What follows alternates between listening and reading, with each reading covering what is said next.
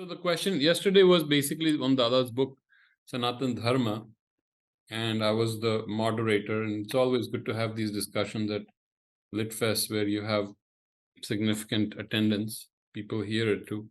But we were told to keep it grounded, not take off on our, abstract planes. What is the real application? And we tried to keep it as grounded. And the immediate application was the Prana Pratishtha in Ayodhya. How is it relevant to Dharma? Is it really dharmic? Is it just political? And what is accomplished by that? So his answer was, if you remove the politics, if you remove all kinds of confusing issues that people bring in, then it's a great symbol of our dharma. Rama himself, as the avatar of Vishnu, who came here to establish sattva in human affairs on earth, destroy the Rakshasas, and establish an order of social harmony, peace, equality. So as that ideal, as that symbol, it's an important thing for him. So then we discussed more, and I think it'll become available in a couple of weeks. We had a lot of fun. I joked with him, as I usually do. Poor guy. And he tolerated me. But it was good. So I think at least the things that I got out of it was, and I think everyone got out of it, was dharma is something that we can immediately practice. It is not theory. And if we don't practice it in our lives, then we cannot talk about Dharma Rashtra or Ram Rajya. You cannot say the whole country will be dharmic if we are not dharmic in our personal lives, in our organizations, in our homes. The little quantum levels is where we can be dharmic. And his suggestion was, what was it? Satyam vacha dharmam, satyam vacha dharmam chara. So speak the truth and do the right thing. That is your first step.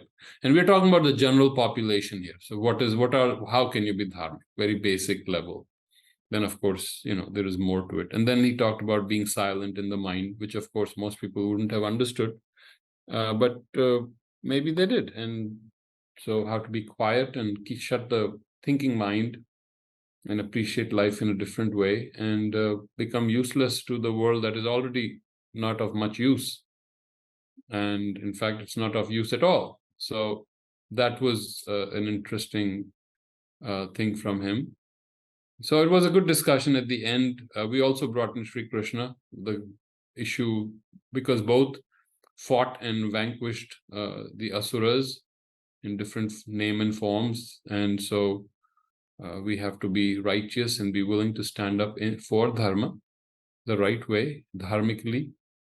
And we had nice response. Children were very good. Children asked, there was a girl who stood up. I shouldn't say girl, a woman stood up who asked, we are taught to manipulate, and you're telling us to speak the truth. In our schools, we are taught to manipulate. So our education system is messed up because it teaches us to be greedy, to be ambitious, to try to regurgitate things that are given to us just intellectually without being authentic, and just trying to please our teachers, our parents. It creates a fundamental psychology of inauthenticity, falsehood. And if we just compete with each other and I get more, then I'm teacher's favorite. So it creates a wrong start. And so good question and then there was I think a teenager or maybe even smaller girl who asked, how can I be authentic when the whole world is not authentic? Something like that. So that was a very beautiful question coming from a child, just beautiful.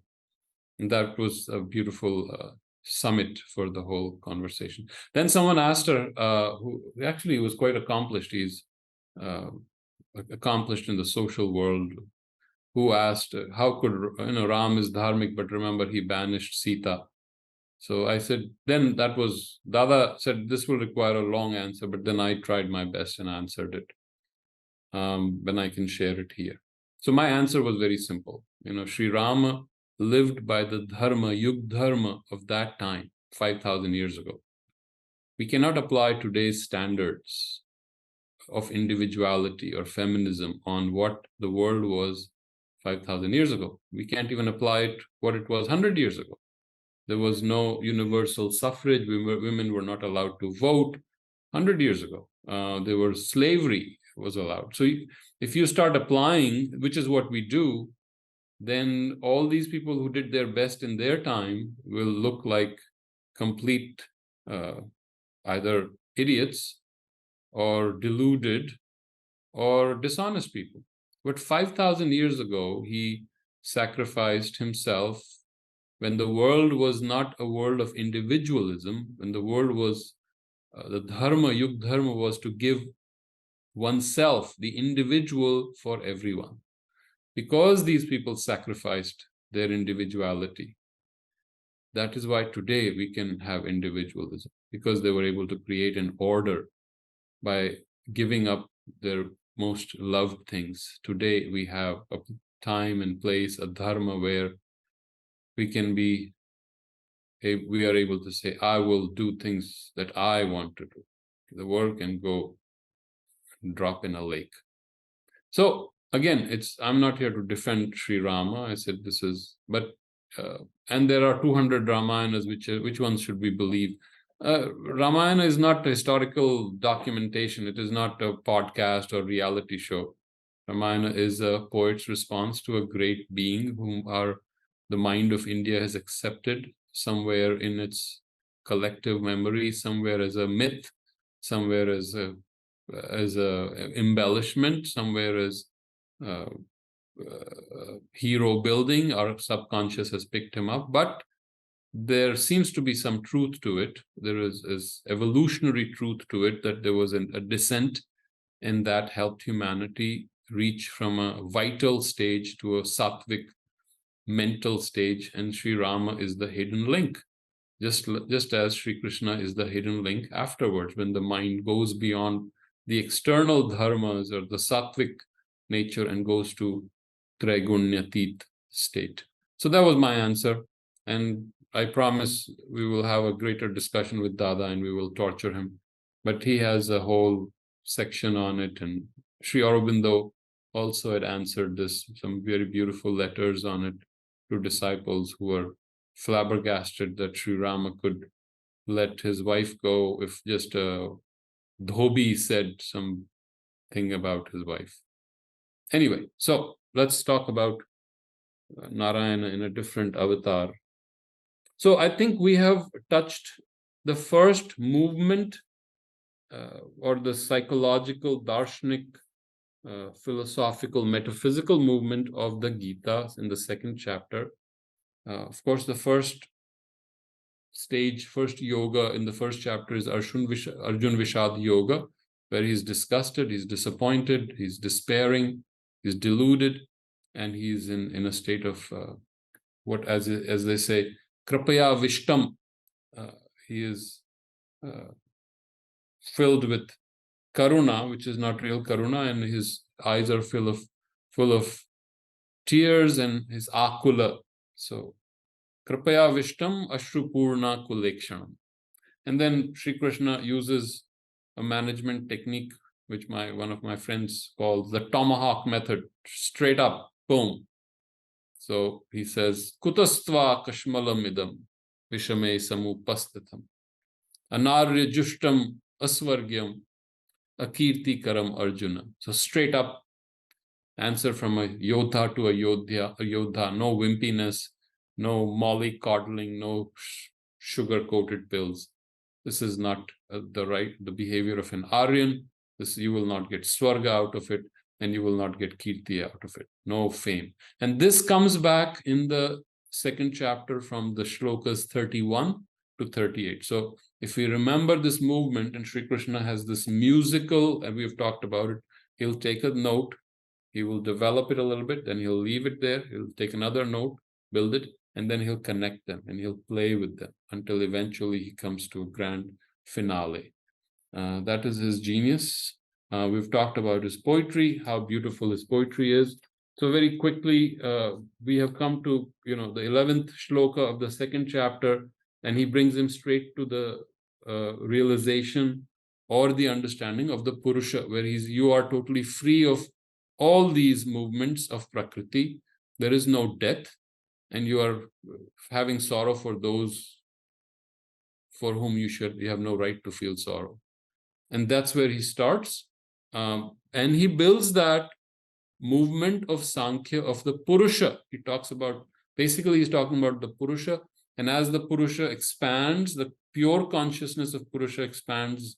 He also talks about Tena Sarvam Idam Tatam, that consciousness pervades everything. Now he's talking about what we call the Atman. So he's already taken the Sankhya movement of pure consciousness, utterly unstained, unborn, never to die, eternal. That is who you are, but that also pervades everything. Now you are into the Atman. And so in the first, from the 11th to the 30th shloka, he has already taken him to that grand experience where most yogis will stop. Sri Krishna doesn't. So Purush consciousness, and then the consciousness of Atman. Purush consciousness is Natvevaham jatu nasam natvam neme janadhipa. There was never a time when I was not, nor was there a time when you were not, nor these kings were not. So this is an awareness that suddenly takes you to a different order. And then he says very clearly, Tatha dehantara praptihi dhiras tatrana muhyati. So as the body changes, the dehina, that which is inside the body, is not affected, and the one who is a dhira, he doesn't get deluded, he doesn't get attached to that.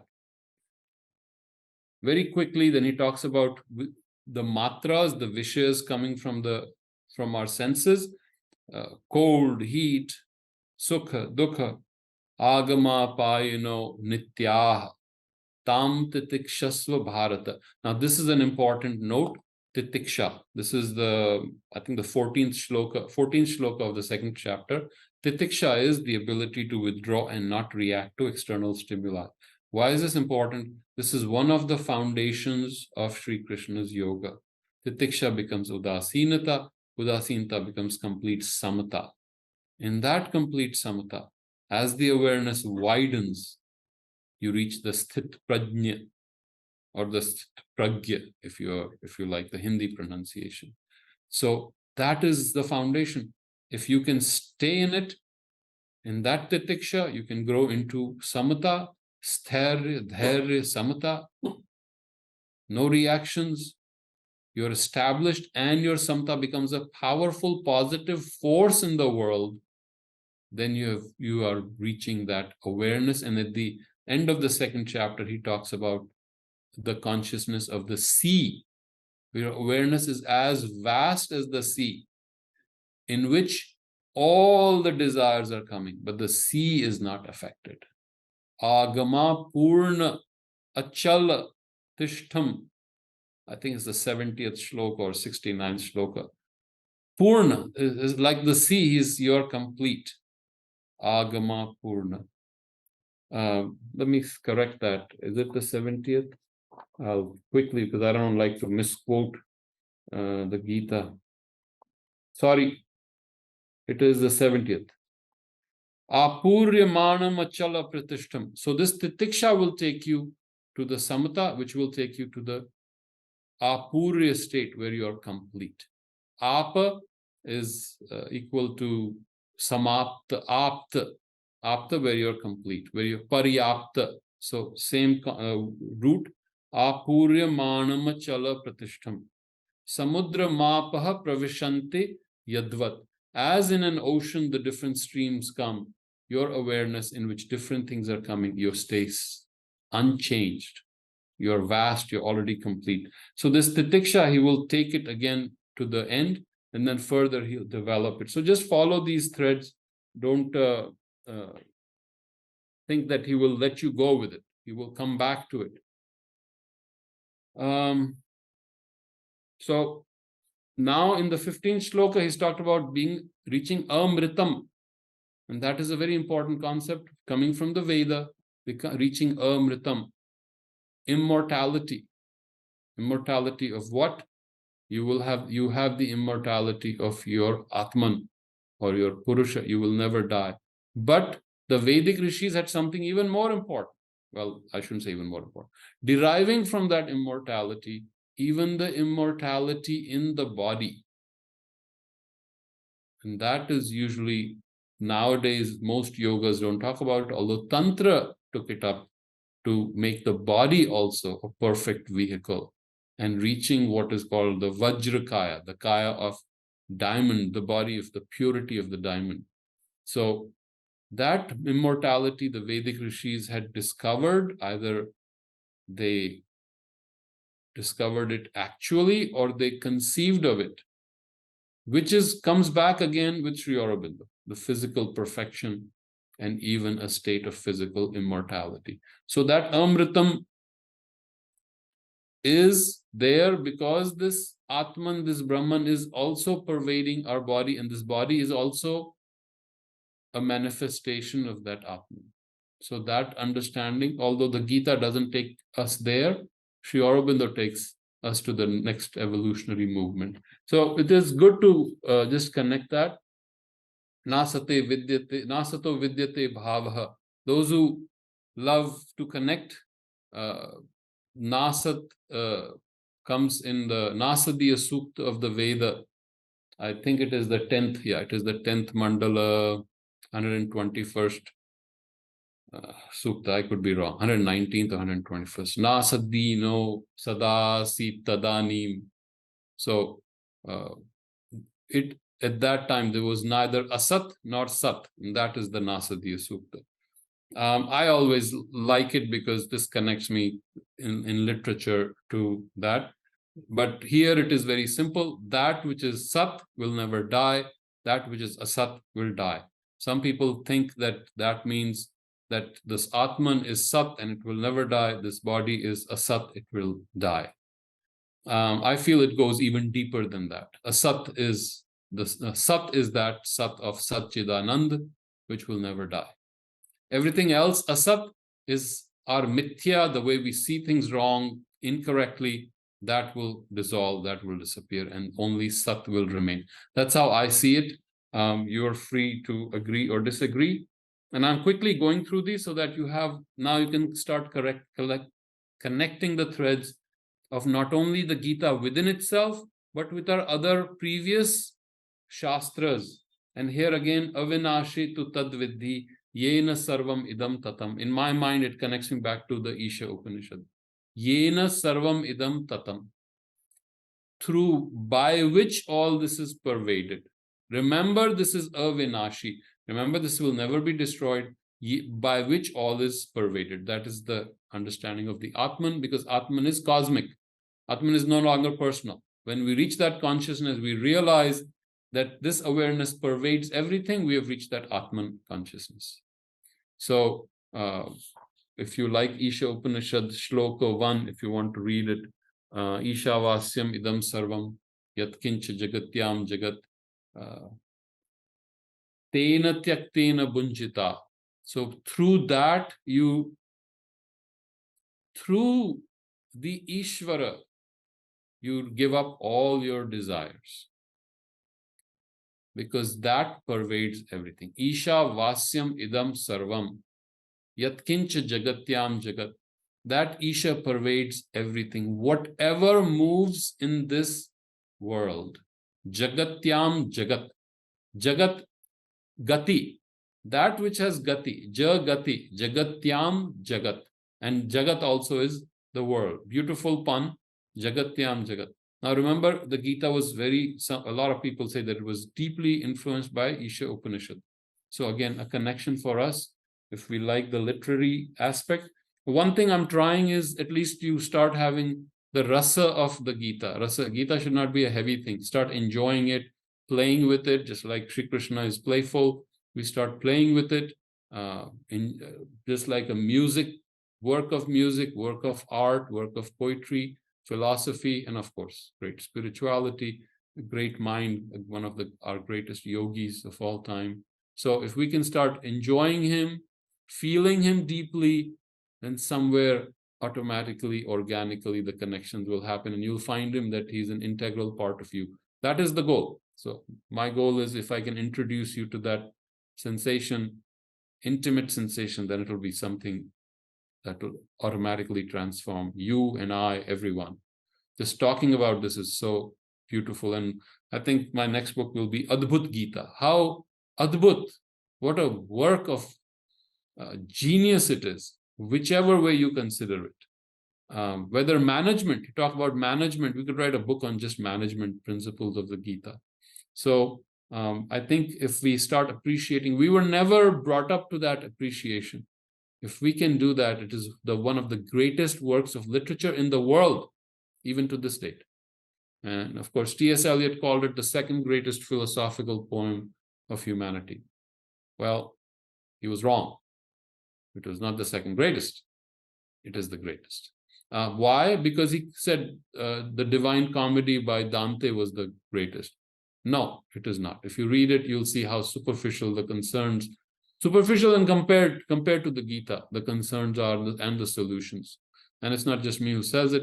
If you read Stephen Mitchell's translation of the Gita, he also says the same thing, and I agree with him. The Gita is the greatest philosophical poem of all time. Poem and philosophy. You may say, no, Upanishads are greater. I won't disagree with you. Upanishads are also great. And then you reach a point where you can't compare the peaks of the Himalayas. Let's see, what else? So the power of rhetoric. I'd like to talk about it. I've sent my essays to Swamiji to critique them. One of the beautiful things we see in the Gita is the power of rhetoric, how to convince someone who thinks he's right and has given you all the logic. How do you turn that person's mind so that eventually he takes completely your perspective? And one of the beautiful thing is punarukti. Punarukti is an alankar in our kavya.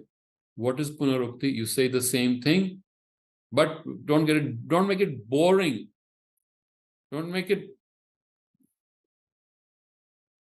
odious. Don't make it so that you get annoyed, the other person gets annoyed. Punarukti has to come in a subtle way, again and again, in different ways, using different lines of logic. Remember, there's also a work of logic, because he's convincing Arjuna. Logic of a higher kind.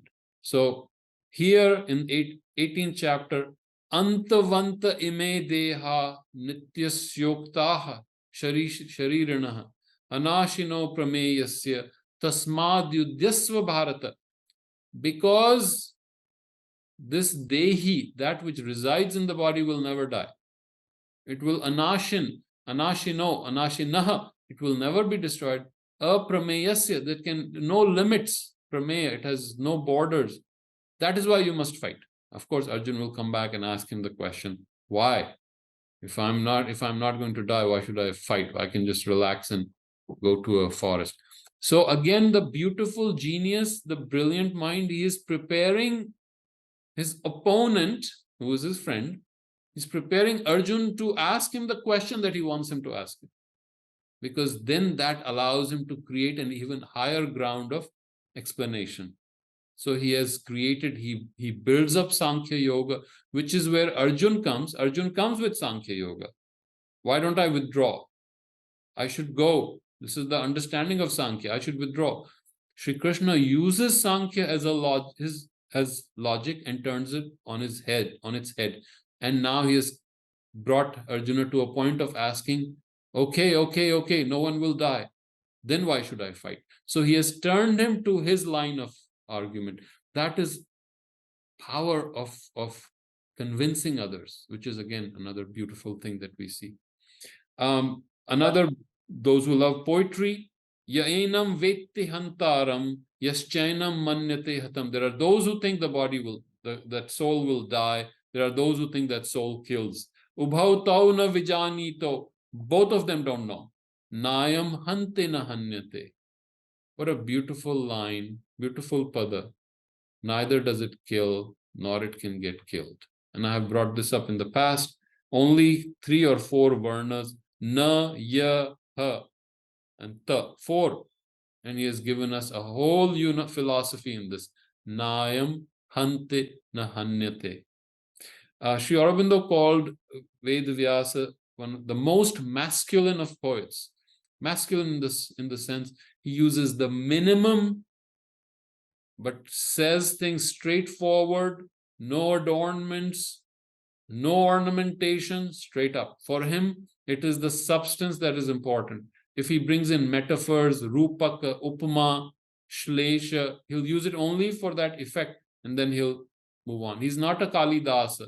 Kalidas goes into the beauty. Vyasa is straight up. Boom. This is what I have to say. I don't need any adornments. Now, both are beautiful. That is called feminine poetry. Coleridge called it feminine poetry. Coleridge called this masculine poetry.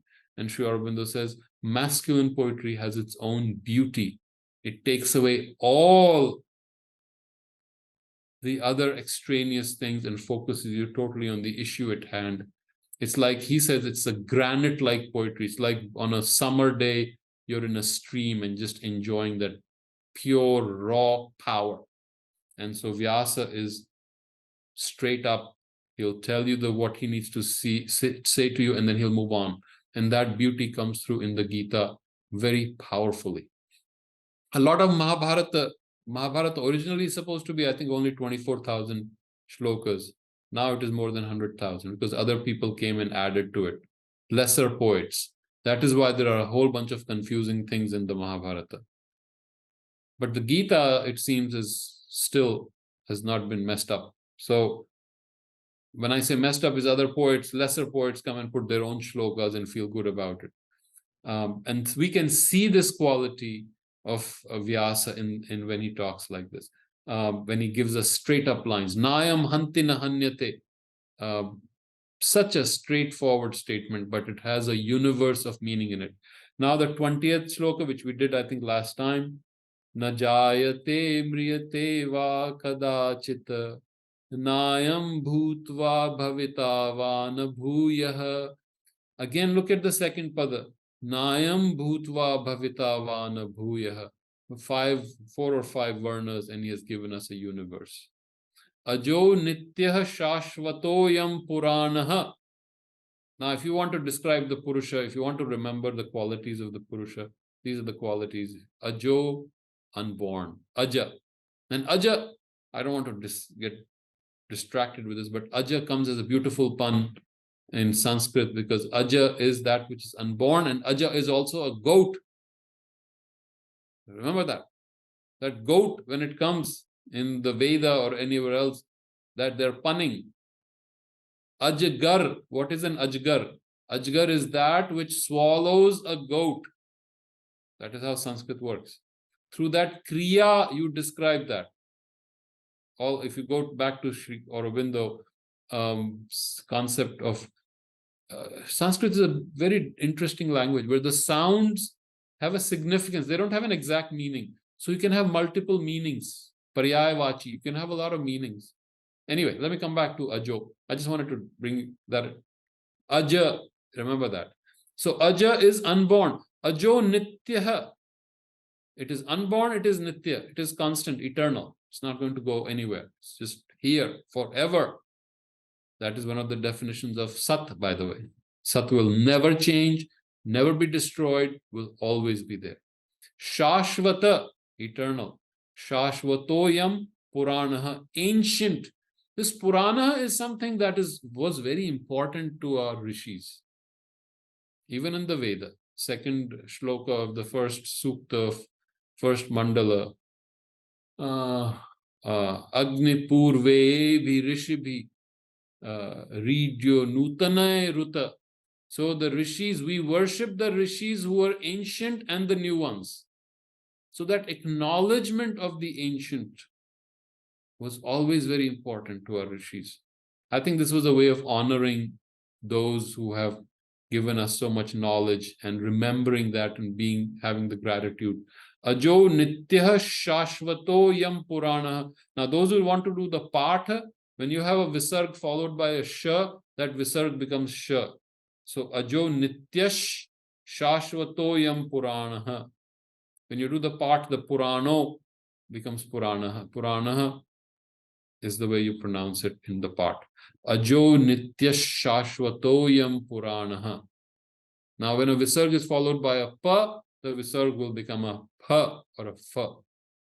We'll talk about that when we come to it. Nahanyate hanyamane sharire. Even if the body is destroyed, it is never killed. So, 4 qualities of the Purusha. Ajo, unborn. Nitya, shashvata, puranaha. Veda. Now we come to the 21st slok, and this was again to give you another orientation, because there are so many ways to approach the Gita. It's a multi-dimensional work. Veda vinashinam nityam ya enamajama vyayam. Avyaya is going to come back. Vyavasaya is going to come back. Avyaya is that which can never be spent, that which can never be destroyed, imperishable. Vyaya is you can spend it, it's going to end. Avyaya is that which is imperishable. Vyavasaya will come back to, and vyavasayatmika buddhi, that will come back. So don't get confused by the vyaya. Normally we take vyaya as spending. Veda vinashinam nityam. Veda here is not the Ved that we originally the Rig Ved, that comes from the root vid, is to know. So Veda, one who knows, avinashinam, that is avinashi, and that is nityam. Ya enam ajama, again, unborn. Avyayam. Avyayam is that which can never perish, which can never be spent, so to speak. Now, Vyaya has changed its meaning in our life after 5,000, 6,000 years. But remember, yajna or yagya was considered to be a transaction, a vinimaya between the human and the divine. As the human, as the seeker, I come, and in the yagya, in that fire of divinity, the fire of tapasya, the fire of dhyana, I offer everything that I am. In return, the devas give me the gifts that I need. Viryam. Viryam is strength.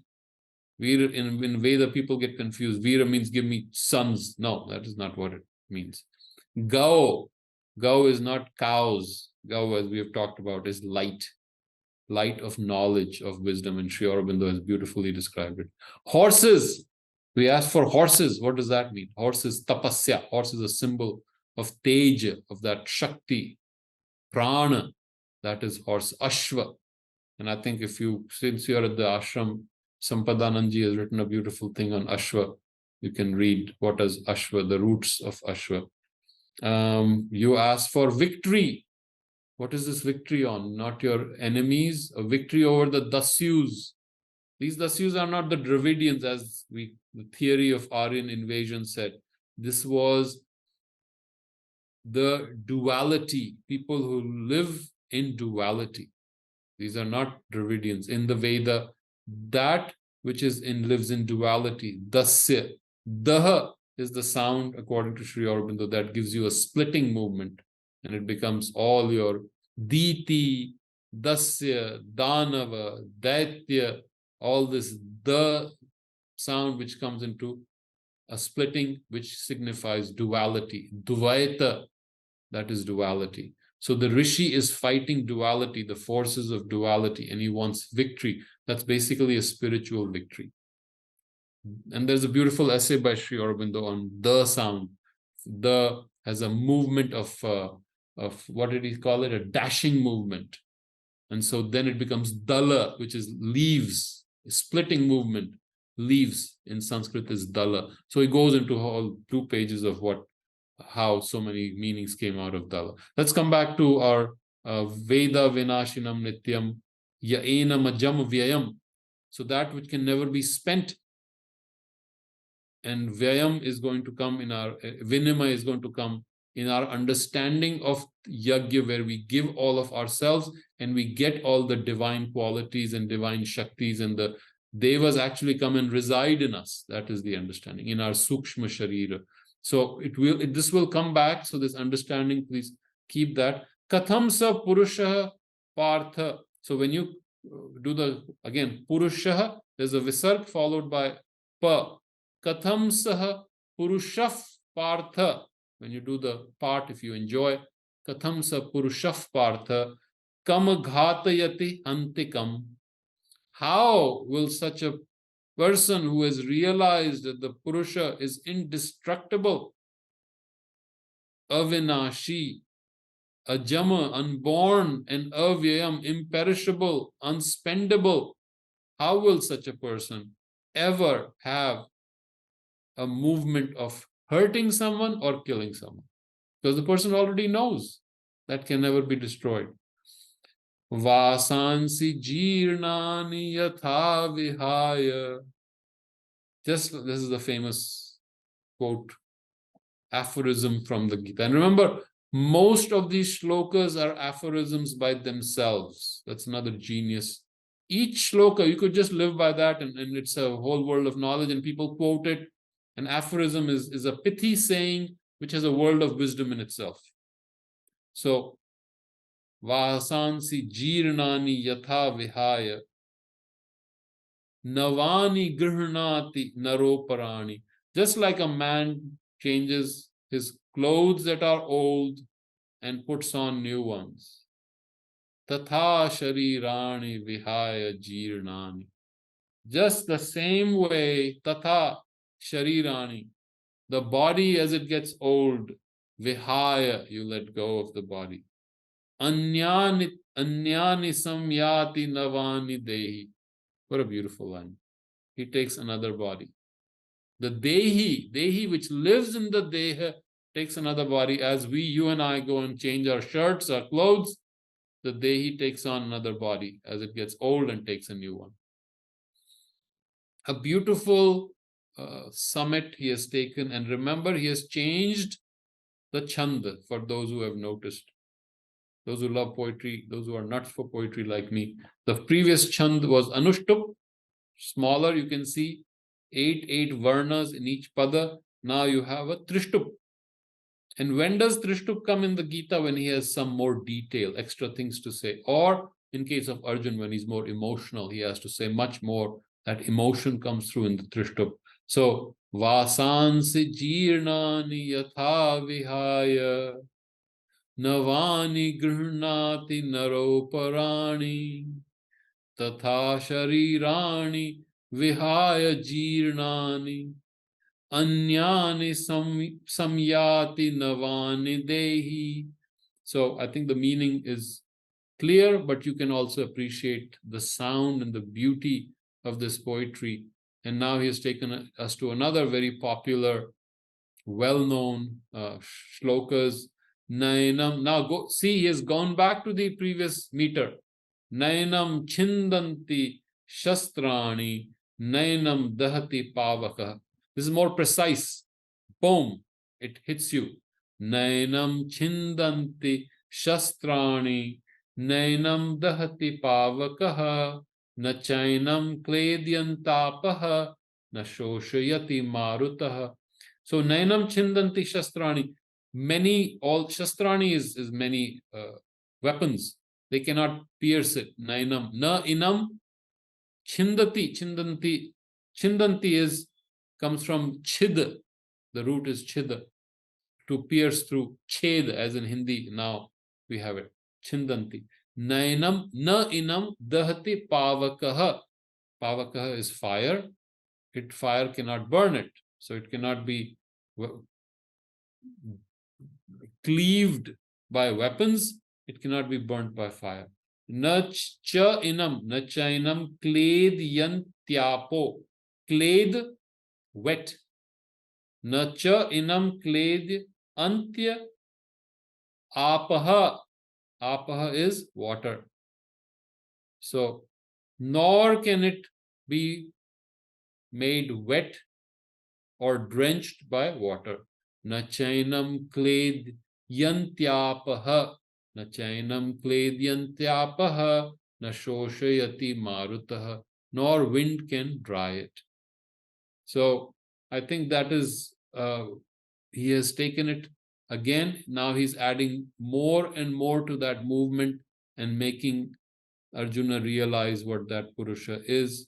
He's just convincing him, the art of convincing again and again. Incessantly, he will drill it into his bone marrow. It will go deep inside him. Achedyoyam dahyoyam. Again, he's taken again another description, another way of describing. Achedyoyam, that which cannot be pierced.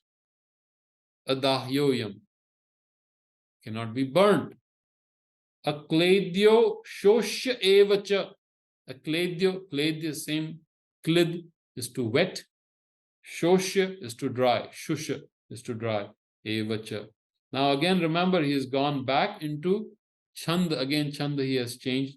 Achedyoyam dahyoyam akledyo shoshya evacha nitya sarvagatah sthanuhu achaloyam sanatanaha nitya. Now again he loves Sri Krishna, comes back and again drills it in his DNA. Nitya, it is nitya, abiding, it is there eternally. Sarvagataha, everywhere, pervades everything. Sarvagata, that which is gone everywhere. Here it means it pervades everything, all pervading. Sthanuhu. Now, what does Sthanuhu mean? I mean, it's a place. That doesn't mean anything, make sense. But Sthana in the Veda is that which is space, which can hold, which is your foundation, which is your basis.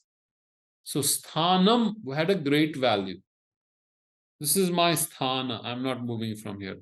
What is my Sthana? My Sthana is the consciousness of Purusha. If I go in that, there's no change. So in that sense, it is Sthanuhu. Achalo, it never moves. It is always there. And again, it references us, if you remember, I think it was the third or fourth shloka of the Isha Upanishad. Swamiji, you'll have to help me. Or Tadejati tannaijati taddure tadvantike tadantarasya sarvasya tadu sarvasyasya bahyata tadejati tannaijati. It is far and it is near. It moves and it moves not. Tad ejati, tannaijati. Tad dure, tad vantike. Tad antarasya sarvasya. It is in everything. Antarasya, it is the innermost of everything. Antara of everything. Tad antarasya sarvasya.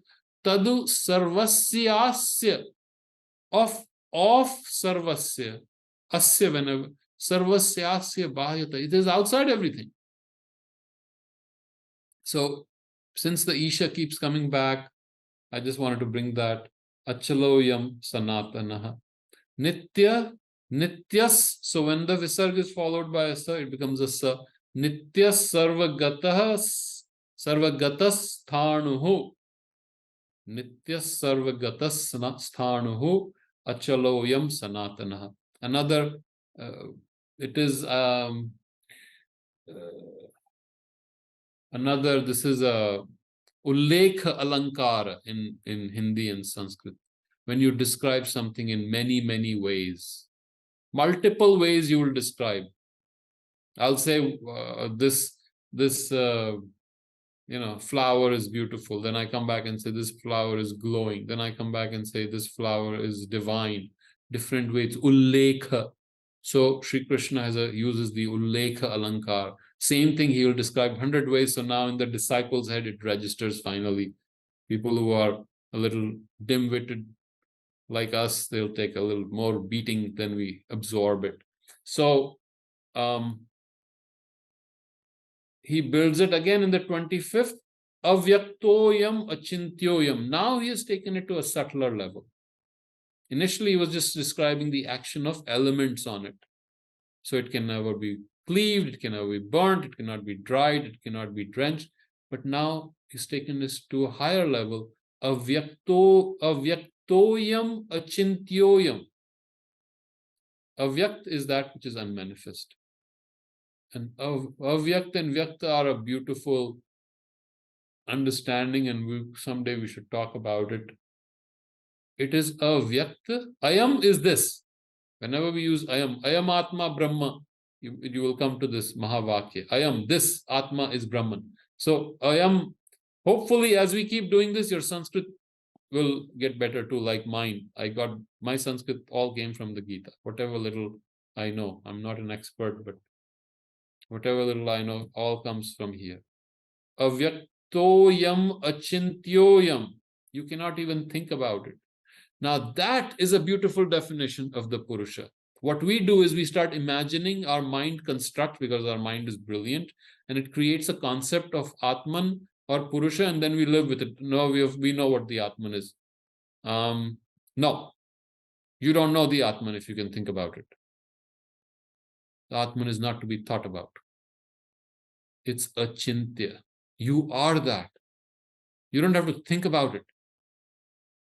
So you have to move from that thinking to being, and that is a difficult transition for some of us who are more in the mind. So we have to remember that. Avyaktoyam chintyoyam avikaryoyam uchyate. Avikarya, that which is immutable. Vikara, it will never happen. Uchyate, and this is another habit of the Gita. They will refer it to uchyate. It is said. Who said it?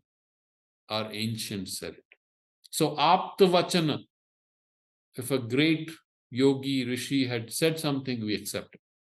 So it is said, and this comes in even the Veda, it comes in the Isha Upanishad for sure, again and again. At the, I think, 17th or 18th shloka of the Isha, it comes to that. This is how they describe it. Actually, it comes even, I think, the 7th and 8th shloka, and then again the 10th shloka of the Isha. But you can correct me if I'm not right about my shlokas here. And then he comes to, or should I stop now? I've taken a lot of your time. It is 8:52. I think I should stop now. I'm almost done with the first 20 shlokas, and I'll be going over this again and again. Sometimes I go back to it so that it registers, just like Sri Krishna has beaten us up. I'm introducing you to it so you will appreciate the beauty. And hopefully this is the ground. The second chapter is the ground, is the seed of the Gita, where all these concepts he has put in, the Sankhya he has put in, he will build it up. And where will it build the Sankhya? The Purusha, he builds it to the Purushottama. He will take it to the top. That is why it's important to just hold it. The Titiksha, the Samata, it will go right to the utmost Sthit Prajna and to a higher level where nothing moves you. Swadharma becomes Sarva Dharman Parityajya. So he takes it to a new level. And Buddhi Yoga, of course, becomes the yoga of the jnana of bhakti and karma. He does not let you go of karma to the end. This is a gospel of works, as Sri Aurobindo says. Means it is about karma yoga. No other shastra beats you up so much about karma. Insists constantly our karma is important. In the meanwhile, we learned so much more about human behavior. And then the last 55 to 72 shlokas of the second chapter is about the Sthit Prajna, he whose wisdom, whose knowledge, whose truth is still, eternally still. So these are the 4 or 5 movements that Sri Krishna gives us in the beginning. And then through the next 16 adhyayas to come, he will weave them into a beautiful symphony, a beautiful musical orchestra, a raga of complex meanings and words and sounds and poetry, and give us this great grantha. I go into rapture every time I read it, so please forgive me for that, because I can keep talking. So I'll stop now. And I will let you ask questions, Swamiji, if you or anyone has any.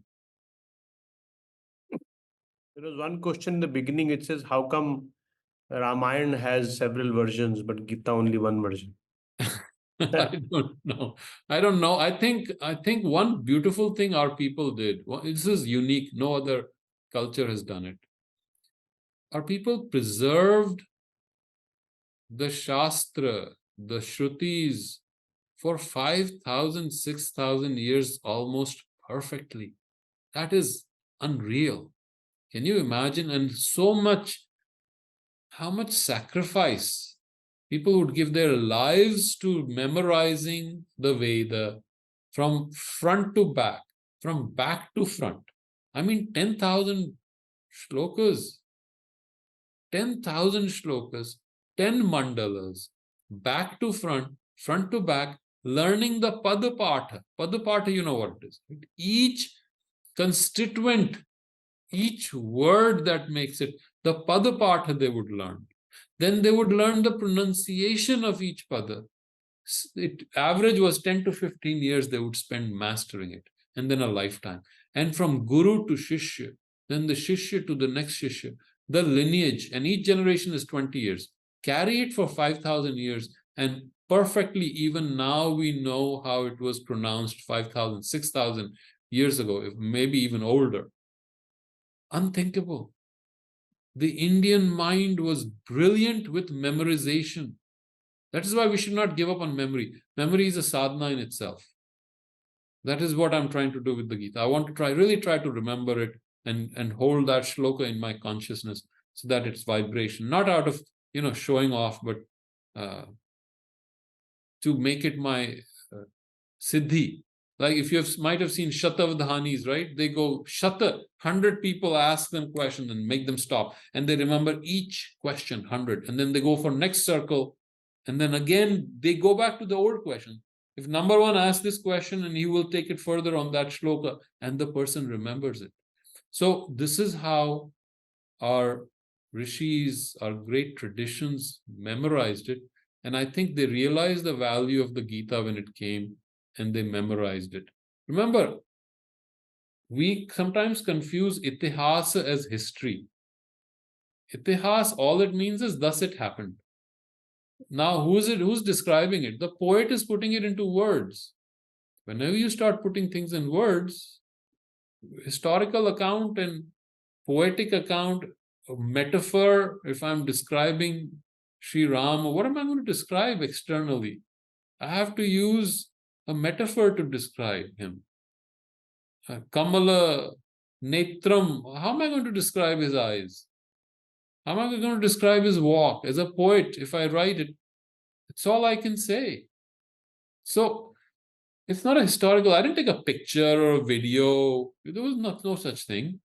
But I'm able to carry that, somehow that beauty, the symbol, the myth, the collective realization that here was some great avatar, some power that came down and did something, and we are able to carry it. So tremendous respect for Smriti.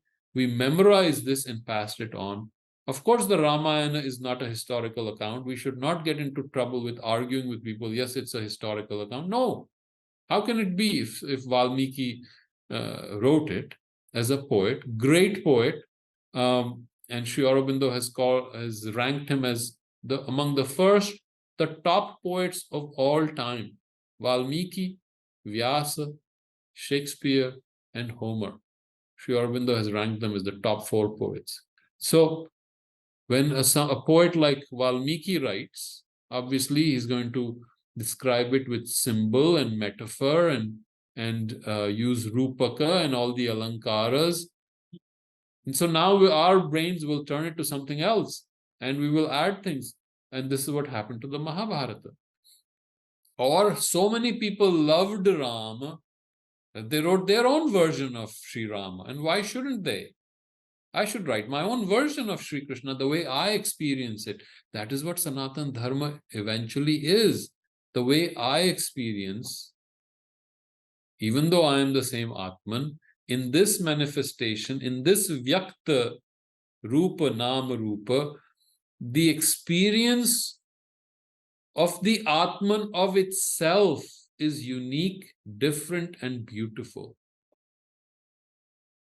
That is why the avyakta is manifesting, is vyakta in this nama rupa. Otherwise, everybody would be clones and the same. This is different. and the Vyakta that has, Avyakta that has through its Maya formed. The formless has become form through its power, through its creative power, called Maya. But it is experiencing itself. That is the beauty of it. There's no one else to experience. It is experiencing itself. So each of us is experiencing these formations in a unique way. And if you go back, this is the Avyakta experiencing itself.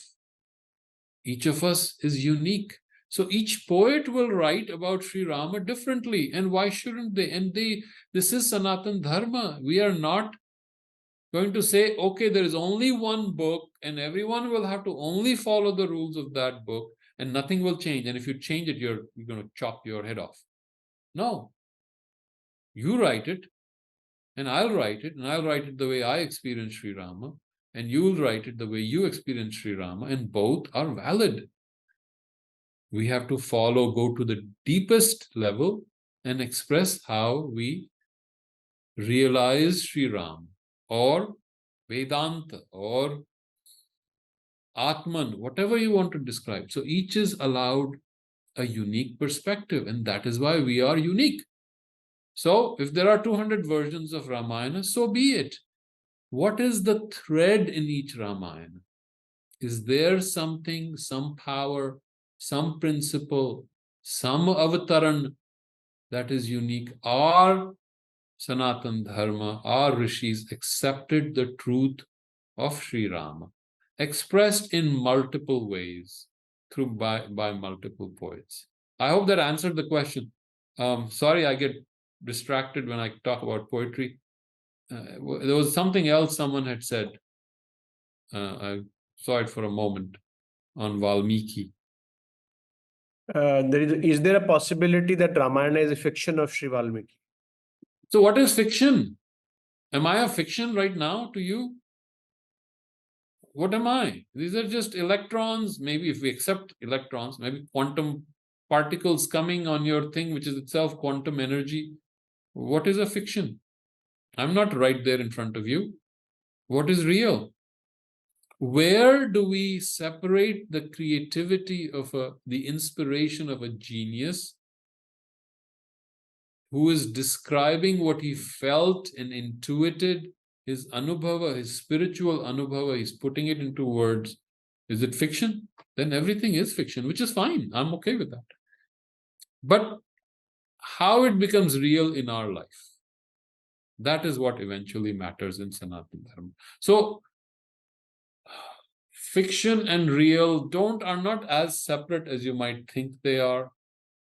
And we have the power to make the fiction real in our life and to make the real fiction in our lives, as anyone who is in spirituality knows. So is it fiction? It was a creation. It is kavya, it is poetry, it is inspiration, and it has a truth in it. If we can catch that truth in it, then it becomes worthwhile for us. Then it becomes real for us. If we do not accept the truth in it, then it is fiction for us. So that's how I would see it. So one question from Pallavi, are we going to discuss more on Titiksha, Udasinita and all? We can, if you want. I mean, Sri Krishna will bring it. He will bring Samata. Samata is a very powerful foundation, so he will not let go of us. He'll beat us up. And if you see, this is the way a great teacher does. He will constantly come back to it. I mean, you read Sri Aurobindo, sometimes you say, you said the same thing 3 chapters ago, but he'll come in a different way. It's part of his music. His prose reads like music, and it'll come back. Savitri, if you read the movements of Savitri, and so the Buddha, you listen to if we accept his teachings, he repeats the same thing again and again, and you say, oh, Buddha, we got it. No, he will say it until it registers in your DNA. So that's what the guru is there. He's the guru. He wants to make sure we realize it. So Actually, on one more comment or question on the Valmiki thing, he says, what is the contribution of power of imagination in this narration from memory when these are shared from one generation to another? So in our tradition, let's talk about our tradition. Yeah. Our tradition has accepted the truth of Rama. Period. That's it. Now we are individualists, we are thinkers, we are skeptics. We don't accept it. Okay, it's fine. No problem. We want to be Vedantis. We want to drop all names and forms and discover it in the purest consciousness. That's fine. But people like me who love poetry, they fall in love with these descriptions. And then we find a strain in that inspiration that is bringing the truth. What is the truth of Sri Rama today? I mean, we started with that, so I think it's important. The truth of Sri Rama is an establishment of dharma in the nation. Can you imagine what a great leader, if we accept for a moment that there was a so-called Rama who started this? Forget the versions. There was such a being who came on earth, who established an order of equality, even for a little while, and lived it so that the whole society could follow, and destroying all the falsehood and the Rakshasas, and standing a friend to the weak, and a humble guest to Shabri, and a friend to the guy who was outcast, who was that Sugriva, and Vibhishana. Those who are kicked out, he makes them friends. What kind of a person is he? What kind of a person is he? Is he who gives up his kingdom for not his prana, but his father's vachana? What kind of a person is this? He could have had it all back. Bharat came back. Give it. It's yours. I don't want it. No. I will honor.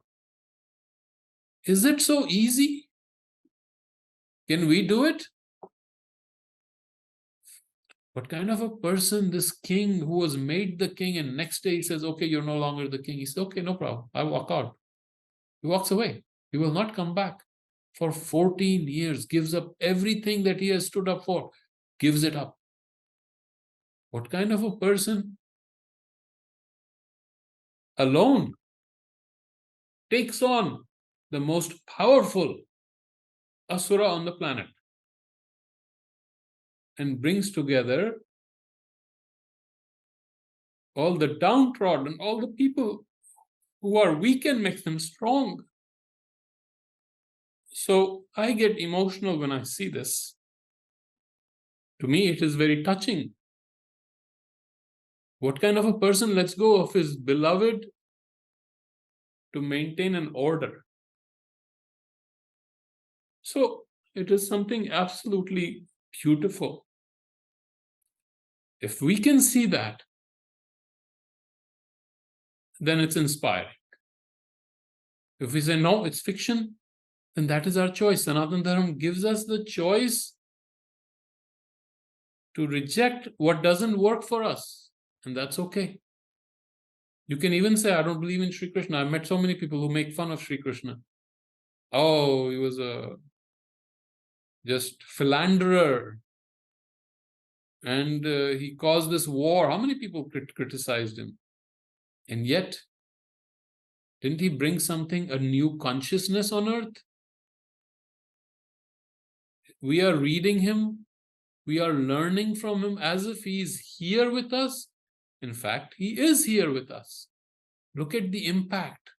And how was that captured? Yes, Vedavyasa captured it. Sri Krishna said it. Did he really say it? I mean, we can question. Was he really in between those two armies, or was this an ongoing lecture going through the course? Don't know. But at some point, I just go to what is being said. Is it applicable in my awareness? If it is, then Sri Krishna is not a fiction. He's real. Is Sri Aurobindo a fiction? We didn't see him. It's just memory. But only 100 years, so we have more records. Sri Krishna, we have no records. And the thing is, when you have such a great man who has come, then people embellish. So what was the real man and what was the collective embellishing the adornment through the society? Some people say Jayadev, it is all. There was no Radha. It doesn't matter. Jayadev described this beautiful love of Sri Krishna and Radha. And you can touch that love. You can live that love. If you can touch it, it's real. And that is our goal, is to touch the consciousness of a Sri Krishna, of Sri Aurobindo, of a Sri Ram, touch it and hold it. Because finally, eventually, they're here. They're not outside somewhere, as figures, myths, heroes. Great, that's good. It's good for literature. But they're real. Is Sri Krishna real to us? And each of us has to answer that. Is that Ananda of Sri Krishna, that absolute bliss, the joy out of everything that you're doing right now? That is Sri Krishna. So, okay, I think we should be done by Sankhya in the next discussion. Oh. And I think that's a very important understanding. And if after that you go and read essays on the Gita, on Sankhya, there are two, and we have discussed Sankhya, the Kshara, the Akshara. We can talk about it more if you want. It is very important grounding. Sankhya is dualistic, very rigid, dualistic. Purusha, Prakriti, separate, never shall they be one. Sri Krishna brings them together into a Vedantic Sankhya, if we can use it. So this understanding, for some reason, our people do not get it. It is the ground, and Sri Krishna makes it the ground. For some reason, Ved Vyasa makes it the ground. Because I think Sankhya came as an original realization, and then higher realizations came above it, or the Vedic realization has elements of Sankhya in it. And then it took off into a different line, and which is what we did. In our Sanskriti, Veda or Upanishads had this massive realization. People would take one line from it and develop an exclusive line from it, which is totally okay too. But Sri Krishna brings it back into a great integration. So Sankhya we must understand. Then we must understand the yoga. Why is yoga separate from Sankhya? Sankhya is a very mental thing, separating Purusha and Prakriti. Mental, you break it down. Sankhya, count. By counting, you enumerate everything is separated. You have dissected everything. Purusha, Prakriti, dissected. Now yoga brings them together into a grand unity. So both Sri Krishna has used it within the second chapter itself. So Sankhya we should be done, and I think it's good to understand it. If you want to read up that chapter, great. Swami Vivekananda has written a beautiful, I think, something on Sankhya, if you can get it. Swamiji, maybe you can reference it. Those two best descriptors of Sankhya. Not the ancient Sankhya, but the Sankhya that is applicable for us who have a more integral approach to things. Anyway, I think I should have taken up much of your time. We can move Pallavi on. has raised her hand. Pallavi, do you want to ask something? Yes, may I ask a question, sir, of typing? Yeah. Yes. Dr. P, based on what I've been reading, the book that you recommended, the Gita for the Youth. And there, when Sri Aurobindo has been referenced to where the purpose of avatarhood, the dual phenomenon. So if I may just read this a bit, the avatar is always a dual phenomenon of divinity and humanity. The divine takes up himself, the human nature, with all its outward imitations, and makes them the circumstances, means, instruments of the divine consciousness and the divine power, a vessel of the divine birth and the divine works.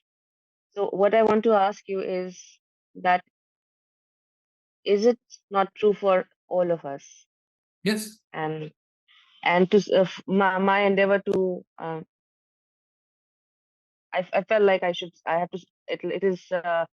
stay in this zone of understanding and knowing that the duality is there in me, and all of our conversations, all the expansion is towards really being this duality. Yeah, Would that be we are all dual, no? We are multiple things, each of us. And so that is the beauty of our formation in the Vyakta, our avatar, as Sri Aurobindo said it, right? Either everyone is an avatar or no one is an avatar. One of the disciples said, you know, you are an avatar. You can do these things. We can't do anything. And of course, he never claimed he was an avatar. So he said either everyone is an avatar or no one is an avatar. So all of us have the divine in us and the human in us. The concept of avatar is only a degree of intensity and awareness. When the avatar descends to the fullest, our understanding is the avatar carries the knowledge of the supreme consciousness. So when Sri Krishna comes, Sri Krishna has that memory that he has that consciousness of the supreme working through him. It is the supreme knowledge, Satchidanand, Vishnu himself has descended with that awareness. We have forgotten. We forget because of the power of Maya. If we can remember it, yes, the divine is there. Only separation comes with as a vibhuti. Vibhuti is a very specific term where you have the excellence of that one field. Like Arjuna is a vibhuti of what? Of fighting, of that archery, right? Vibhuti. I think Sri Aurobindo called Shakespeare a vibhuti. Vibhuti of what? English plays. He created a whole new literature of English. Same way you can, he describes it in the Gita. I am the Samaveda, among these I am that. What does that mean? He has reached that excellence to the summit, right? The Vibhuti. So there is excellence, and then there is the consciousness that he is the divine. So Sri Krishna says, I am the divine. You come and do everything for me. Kalosmi, lokshaya pravritta, right? If I remember my 11th chapter, I am time. Can we say that? When we reach that consciousness and we can say that, then yes, we are the divine. Sri Krishna is living in that consciousness. So that is the avatar. The conscious descent with the power. And Sri Aurobindo describes it beautifully, very, very nicely. There's a whole chapter on avatar in the essays on the Gita. And once you're done with essays for the youth or Gita for the youth, you can then graduate to essays on the Gita, which won't be difficult for you. When we count something, we make it finite. And that is what we call Maya. It's a question. So Maya is a very beautiful thing. And I think we have misunderstood it as illusion.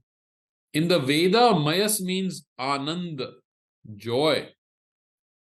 In Vedanta, Maya is the creative power of the formless, of the avyakta to make itself the vyakta, of the formless to make itself form. Imagine, but make of what? There's nothing outside, make of itself.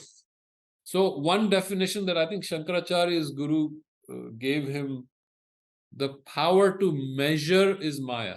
Maya, ma and ya, it's made of two words. But if you saw aprameya is that which cannot be measured, that has no limits. Maya is to limit itself. When it makes itself, the formless becomes limited in space, time, and causality, then it has used its power of Maya. So if you can measure something, then it's in the Vyakta. Then it is the power of Maya. So the power of anything the power to measure is the power of Maya. One way to understand it. And that's, I think, Shankaracharya's way of making it very simple for us. Maya is a very complex term. Understanding itself, because it's the power of the avyakta, so it cannot be just intellectualized. Okay, that's what it is. It is and freeing ourselves from that Maya is a lifelong journey. That is all yoga is, isn't it? Yeah, or not freeing ourselves, realizing the Maya, becoming conscious of it, and then realizing the avyakta that is manifesting. That is kind of reversing that immense power of Maya to go back and understanding where it all came from. That is yoga.